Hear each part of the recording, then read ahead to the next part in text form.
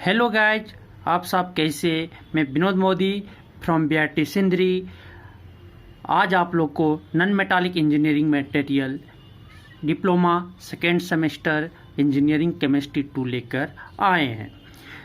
हम लोग पिछले लेक्चर में सेरामिक्स के बारे में पढ़े थे। मैं यहाँ पे आपको इसका लिंक दे दूँगा। जो नहीं देखे वो सेरामिक्स का सब चीज़ देख लीजिएगा। हम पार्ट 1 और पार्ट 2 को बनाए सेरामिक्स में, उसका लिंक मैं दे दूंगा। आज मैं पढ़ूंगा, हम लोग पढ़ेंगे रिफ्रैक्ट्रीज। रिफ्रैक्ट्रीज में क्या क्या पढ़ेंगे?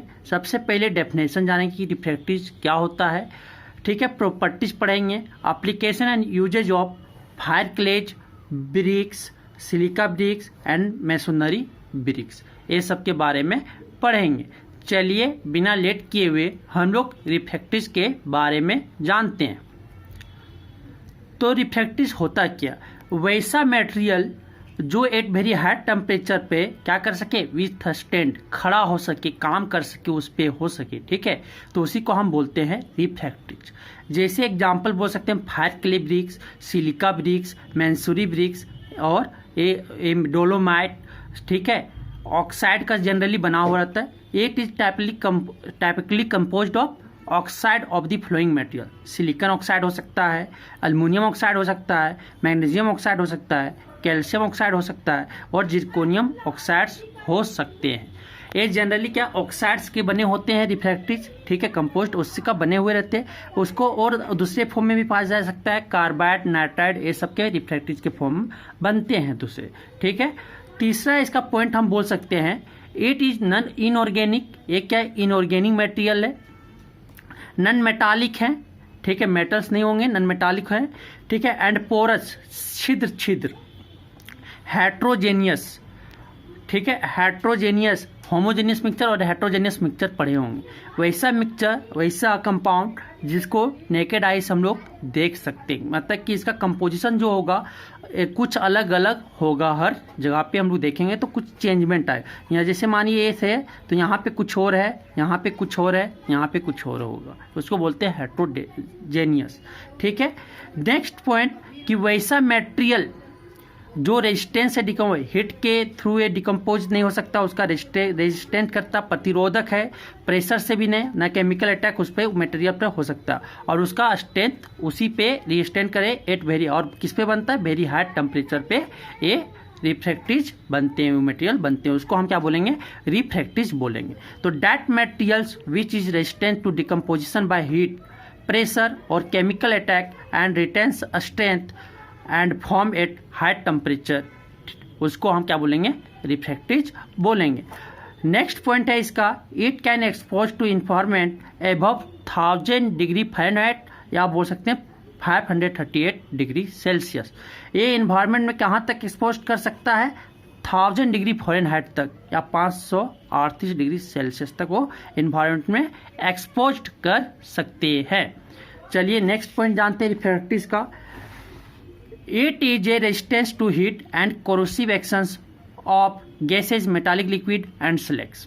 क्या बोला कि ये हीट का तो रेजिस्टेंस है ही है, प्रतिरोधक है ही है उष्मा का, और corrosive action of gases, metallic liquid and slags, जो हम लोग मेटल को देखते हैं पिघलाते हैं, ठीक है। इंडस्ट्रीज में अगर आप लोग विजिट कीजिएगा, भट्टी वगैरह, तो वहाँ पे वोकेशनल ट्रेनिंग कीजिएगा तो आप लोग को वहाँ पे दिखाया जाएगा कि gases, metal liquid, metallic liquid, slags वगैरह जो उसमें बने होते हैं, उसका भी क्रोसिव एक्शन, उसका रेजिस्टेंस होना चाहिए, कि उससे रिएक्ट नहीं होना चाहिए, ठीक है। आपको समझ में आया होगा, ये था रेजिस्टेंस का डेफिनेशन। अब हम लोग पढ़ेंगे प्रॉपर्टीज या कैरेक्टरिस्टिक्स ऑफ रिफ्रैक्ट्रीज, ये हम पढ़ेंगे। सबसे पहले रिफ्रैक्ट्रीनेस कि वैसा वो एक वेरी हाई टेम्परेचर पे विथ स्टैंड एबिलिटी, योग्यता होता है खड़े होने तक वहाँ, without any deformation during operation, उसमें कोई मैकेनिकल डिफरेंस, जिससे क्या होगा, कंट्रैक्शन, एक्सपेंशन या टूट जाना, ये सब उसमें नहीं, रिफ्रैक्टिवनेस में यही होता है, ठीक है। दूसरा स्ट्रेंथ और रिफ्रैक्टिवनेस अंडर लोड। ये mechanical strength at very even high temperature bear maximum possible load without breakage, ज़्यादा उस पर लोड सहन कर सकता है विदाउट ब्रेकेज, कहीं टूटा नहीं होता, उसमें टूटता जल्दी से नहीं। और एट वेरी हाई टेम्परेचर पर उसका मैकेनिकल स्ट्रेंथ उसका बना हुआ रहता है कि उसका जो हो जाए, लोड हो जाए, टेंशन हो जाए, कंप्रेशन हो जाए, वो सब उसमें क्या बना होता है। ठीक है। थर्मल एक्सपेंशन, एक गुड रिफ्रैक्टरी जो रिफ्रैक्टरी थर्मल एक्सपेंस मतलब थर्मली क्या करे, एक्सपेंड करे, बढ़े। ठीक है। जब हम लोग हीट करें तो देखते होंगे मेटल में क्या होता है, पिघलता, धीरे धीरे उसका एक्सटेंशन बढ़ता, वॉल्यूम चेंज करता है। तो एक गुड रिफ्रैक्टरी जो अच्छा रिफ्रैक्टरी आप लोग पास, उसका थर्मल एक्सपेंशन क्या होना चाहिए, लो होना चाहिए। क्या होना चाहिए, लो होना चाहिए। ये तीसरा प्रॉपर्टीज था रिफ्रैक्टरीज का। चौथा थर्मल कंडक्टिविटी, अगर ये दो तरह का कंडक्टिविटी हम लोग थर्मल कंडक्टिविटी हो सकता है रिफ्रैक्टिव, लेकिन गुड रिफ्रैक्टिव जो होना चाहिए वो उसका लो होना चाहिए। थर्मल कंडक्टिविटी जो होगा वो क्या होना चाहिए, लो होना चाहिए। क्यों, क्योंकि हीट लूसेज जो रेडिएशन के थ्रू जो हीट होगा वो कम लूज कर सके। ठीक है।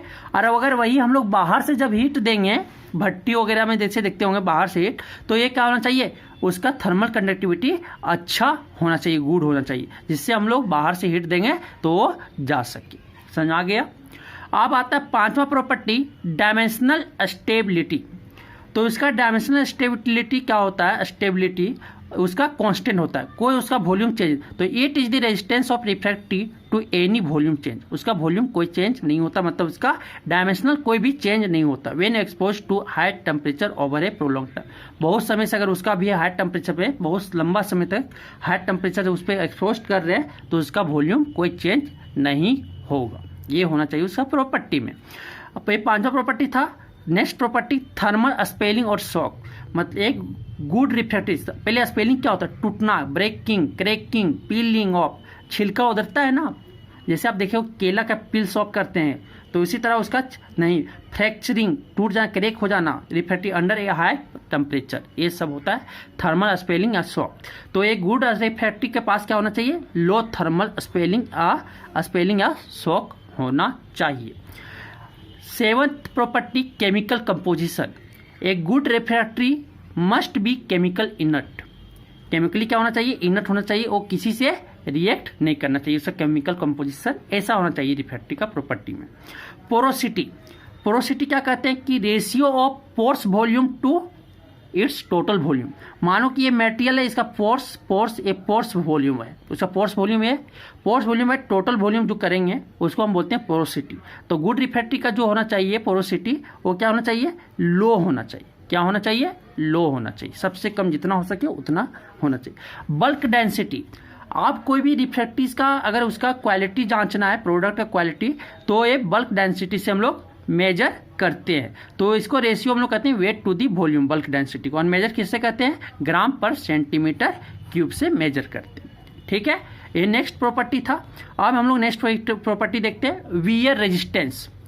वियर रेजिस्टेंस, टूट फट जाना, ठीक है, वो क्या होता है, टूट जाना है रिफ्रैक्टिव, तो उसमें ये जो होता है वियर रेजिस्टेंस मस्ट है, गुड होना चाहिए, अच्छा होना चाहिए वियर रेजिस्टेंस। जैसे हम लोग क्या किए, हाई वेलोसिटी, अब गैस इफेक्ट हुआ, उस पर अटैक किया, तो रिफ्रैक्टिव वाल्स का जो फर्नेसेज है या क्लिंस है, ये सबसे अटैक करता है, गैस से, स्लैग से, लिक्विड मेटल से, वगैरह वगैरह से।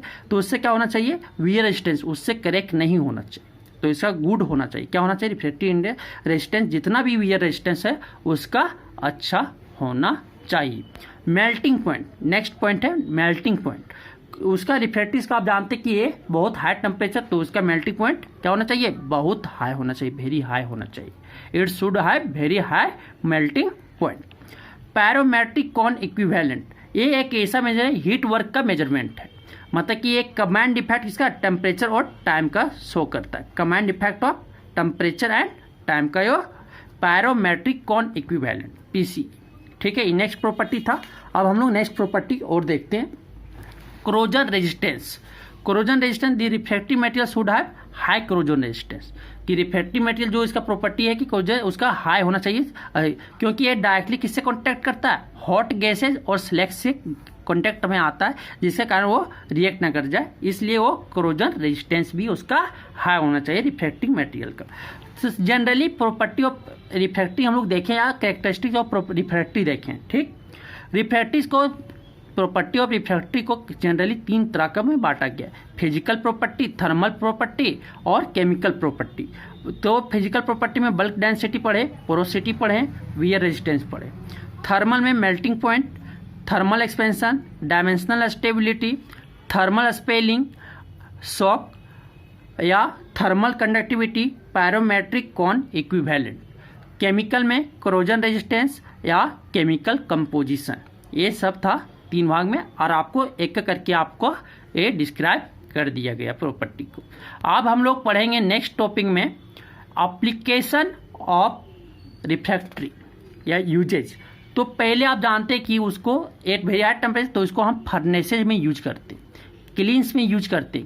फर्नेसेज चूल्हा वगैरह हो गया, क्लीन्स मतलब भट्टी, बहुत बड़ा बड़ा भट्टी, कोक ओवन और ये वगैरह, ठीक है, ब्लास्ट फर्नेस, वो सब में यूज किया जाता है।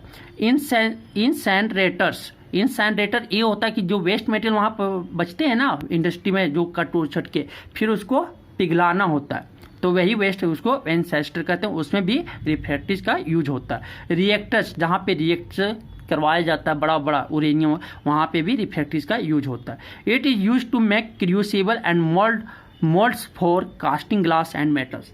आप सांचा सुने हुए, इडली बनाते हैं ना, इडली बनाते देखे हो तो उसका सांचा होता है, ढां मोल्ड्स होता है। उसी तरह उसका मोल्ड्स अगर कास्टिंग ग्लास करना है, ग्लास बनाना है या मेटल्स का कुछ स्ट्रक्चर देना है, तो उसका जो मोल्ड्स बनता है वो किसका बनता है, रिफ्रैक्ट्रीज का बना सकते हैं, ठीक है। It is use to make for surfacing flame deflector system for rocket launch structures. जहाँ पे आपका, जहाँ रॉकेट लॉन्च किया जाता है, भेजा जाता है अंतरिक्ष पे, ठीक है, तो वहाँ पे भी जो इसका बेस होता है, सरफेस, वो किसका बनाया जाता है, रिफ्रैक्ट्रीज का, क्योंकि वो बहुत हाई हीट वगैरह वगैरह होता होगा, ठीक है, वो हाई हीट बहुत ज़्यादा प्रॉपर्टी सेटिस्फाई करता है, इसीलिए वो यूज वहाँ पे भी करते हैं, ठीक। आपको समझ में आया होगा। अब हम लोग नेक्स्ट वीडियो में या नेक्स्ट लेक्चर में हम लोग एप्लीकेशन और usages of fire clay bricks, silica bricks और एक और मेसोनरी ब्रिक्स के बारे में पढ़ेंगे। अगर आपको और कुछ भी इस टॉपिक से रिलेटेड जानना हो तो आप अवश्य हमें कमेंट करके बोलें, और मैं उसके लिए बताने के लिए हर पल आप लोग के लिए रेडी हूँ। तब तक थैंक्स। अगर वीडियो को समझ आया तो लाइक कर दें, नहीं आपको ये खुद पे डिपेंड करेगा कि वीडियो कैसा है, ठीक है। और आगे के लिए